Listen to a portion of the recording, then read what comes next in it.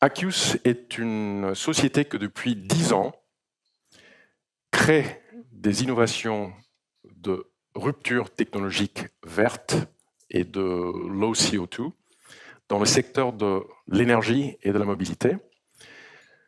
On développe des business à très forte valeur ajoutée et donc durables, avec des partenaires industriels autour de ces innovations.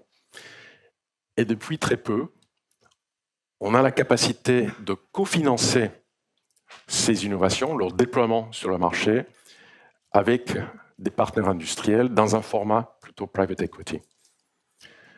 Et c'est pour cette raison que j'ai invité Sophie Langlois, qui est membre du collège de l'AMF, d'expliquer en quelques mots pourquoi l'AMF s'est intéressée à nous, Aqius, société connue plutôt pour l'innovation technologique et depuis peu pour l'innovation au niveau financier. Très rapidement, pour 3 raisons. La première, c'est que le choix a été fait par Aqius d'un véhicule d'investissement en France et non pas au Luxembourg ou ailleurs, ce qui est déjà ou en Suisse, ce qui est déjà une raison très vertueuse et à accueillir. La deuxième raison, qui est plus fondamentale et plus intéressante, c'est qu'en fait tous les dossiers d'agrément que l'on voit à l'AMF sont en général des dossiers qui sont des dossiers très orientés sur le passé. C'est-à-dire que des équipes de gestion viennent avec leurs performances passées viennent créer un nouveau véhicule ou une nouvelle société fort de l'engagement de clients qui viennent gentiment ou en remerciement des performances, encore une fois, historiques, mettre un ticket sur le futur. Or là, nous avons dit à l'AMF, ce n'est pas du tout le dossier qui va être présenté, c'est pas du tout ça. Vous ne connaissez pas ces gens-là, vous ne les connaissez pas d'un point de vue réglementaire, vous ne les connaissez pas en gérant, les investisseurs institutionnels ne les connaissent pas, mais le sujet, nous y croyons. Et l'AMF a joué ce rôle. Pourquoi ? Parce que là, c'est vraiment la jolie finance. C'est-à-dire que, en fait, elle est animée, les dossiers sont animés par ce que Michael va vous présenter maintenant. Ce sont des dossiers industriels, des cibles industrielles, et c'est la qualité des cibles industrielles qui fait que nous sommes confiants sur le fait que les investisseurs institutionnels vont venir. Donc c'est très disruptif, pour prendre un terme à la mode, très disruptif aussi dans la problématique de positionnement du financement. Et enfin, le troisième élément qui a aussi beaucoup séduit le régulateur, c'est qu'il y a toute une conjugaison qui aussi va être présentée, je pense, par Michael, une déclinaison sous forme de cluster qui permet à un investisseur de participer à l'ensemble d'une chaîne de valeur au lieu d'investir directement dans la cible, en investissant dans un fonds qui est un fonds un peu synthétique et qui reprend toute cette chaîne de valeur. Voilà. Vous avez ici nos cartouches génération 2. Ce sont des cartouches qui vont exister dans 2 ans. Une chose qui nous motive, c'est qu'aujourd'hui, nous vivons dans des temps vraiment extraordinaires où tout semble possible. Vous avez dans le secteur de l'énergie l'accélération de la transition énergétique vers des énergies renouvelables. Dans la mobilité, vous avez l'arrivée de la mobilité qui est électrifiée, qui est connectée, qui est partagée et bientôt autonome, complètement autonome. Tout ça au service du développement durable dans un monde où on sait que ce monde va devenir de plus en plus urbanisé. On voit émerger des nouveaux modèles économiques. On voit également émerger de nouveaux usages. Aujourd'hui, les millennials, c'est-à-dire les jeunes de 15 à 25 ans, et quand je regarde la salle, je sais qu'il y a un seul millennial dans cette salle, mais ce sont les millennials dans 10 ans qui vont gérer le monde. Pour ces millennials, aujourd'hui, partager la mobilité, c'est une évidence. Consommer la mobilité avec son smartphone, c'est déjà une habitude, c'est devenu presque ringard maintenant. Storage, avec ses canettes, ses cartouches connectées de stockage d'hydrogène, avec sa plateforme B2C, va changer d'une manière dramatique, d'une manière importante, notre manière de consommer l'énergie, en facilitant cette mobilité multimodale de demain.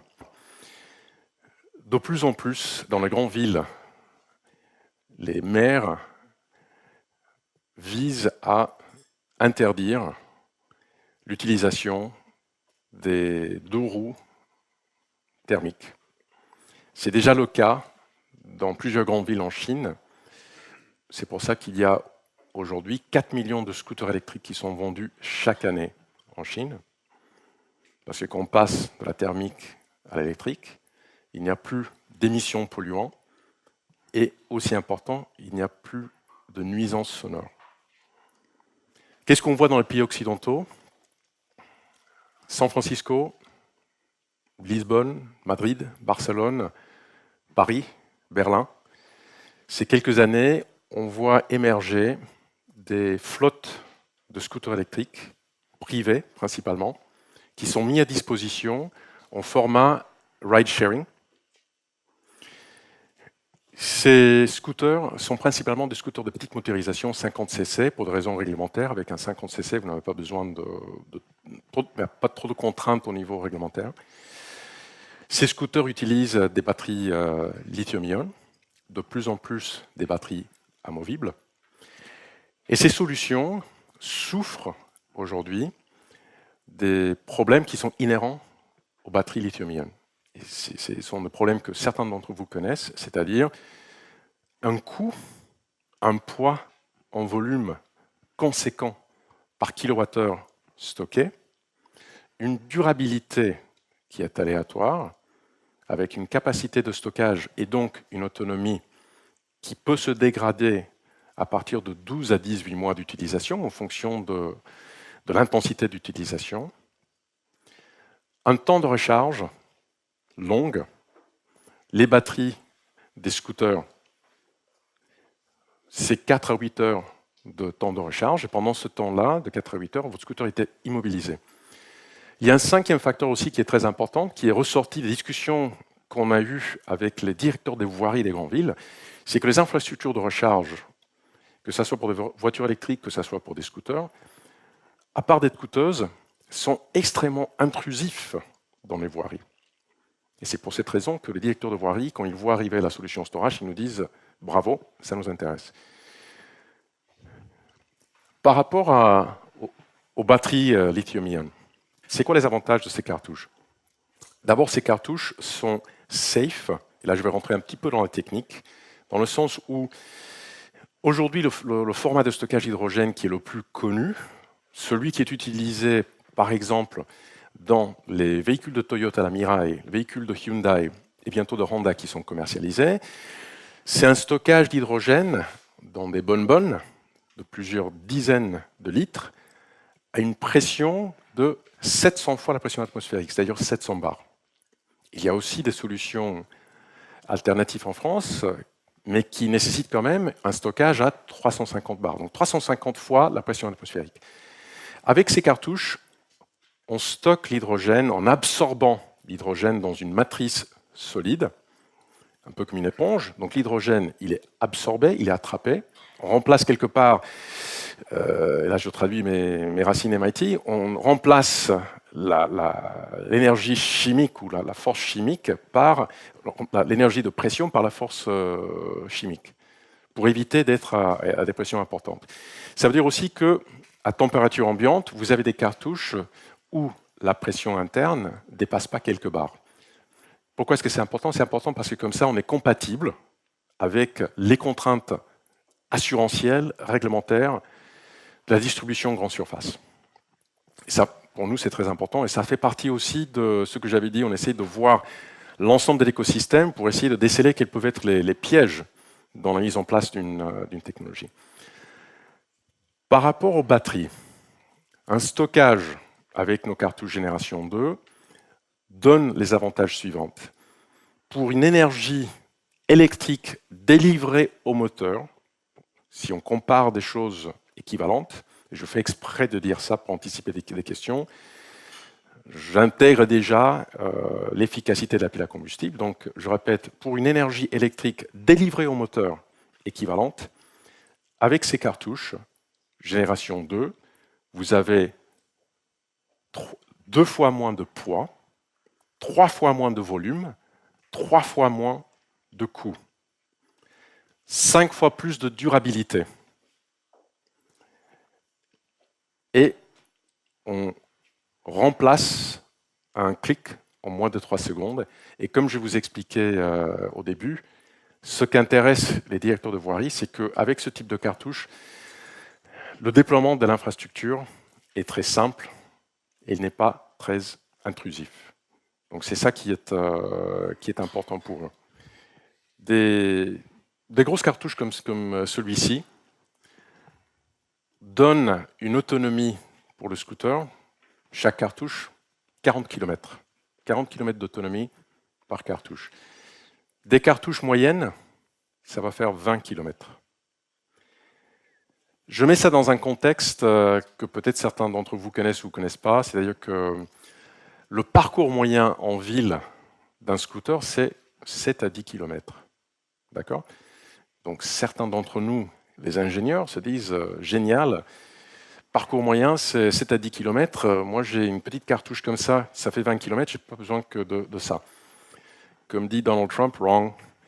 Donc, il y a un problème psychologique qui existe aujourd'hui, qui est que, et on voit ça de l'usage des véhicules électriques.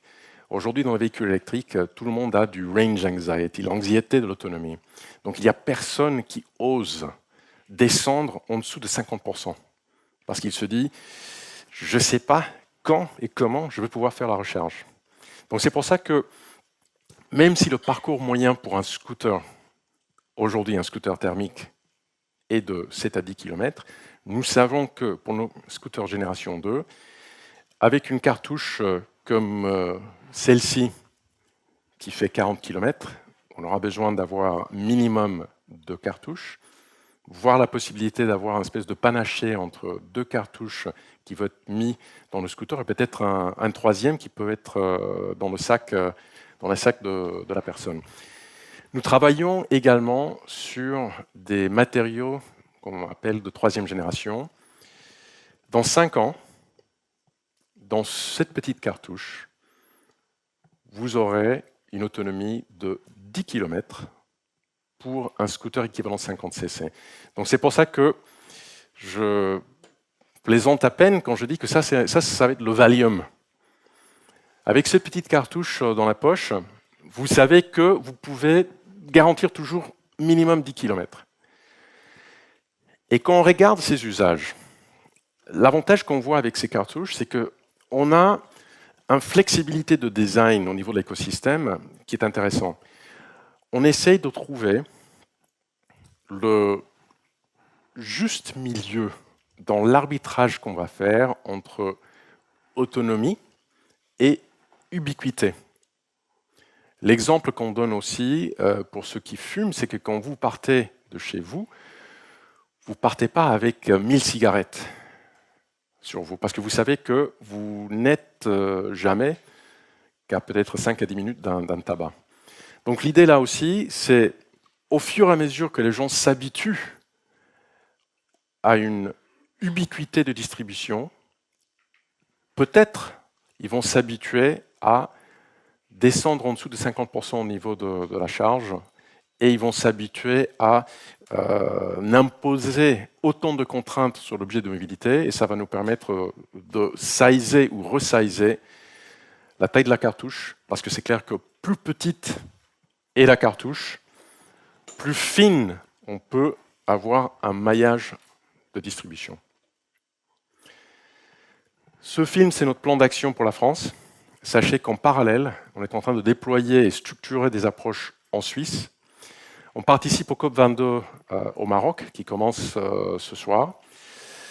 Et nous sommes en contact avec des industriels au Maroc qui s'intéressent à utiliser Storage pour une raison simple que je n'ai pas évoquée pour l'instant, mais que vous voyez un peu dans les films, c'est que avec la transition énergétique, il y a la nécessité de stocker de plus en plus ces énergies renouvelables qui sont également très aléatoires.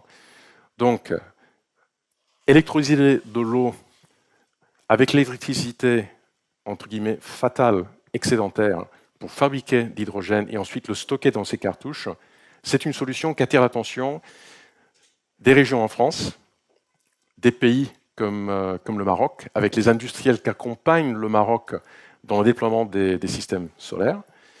Nous avons également été contactés par les pays du Golfe récemment, qui s'intéressent aussi à cette approche, c'est-à-dire les pays du Golfe avec l'Arabie Saoudite qui se projette dans un monde où le coût de baril va être faible.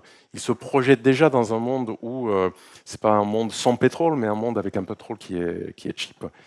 Donc, ils s'intéressent aussi à la transition énergétique et comment est-ce qu'on peut profiter des énergies renouvelables pour aussi accélérer une mobilité durable, une mobilité multimodale.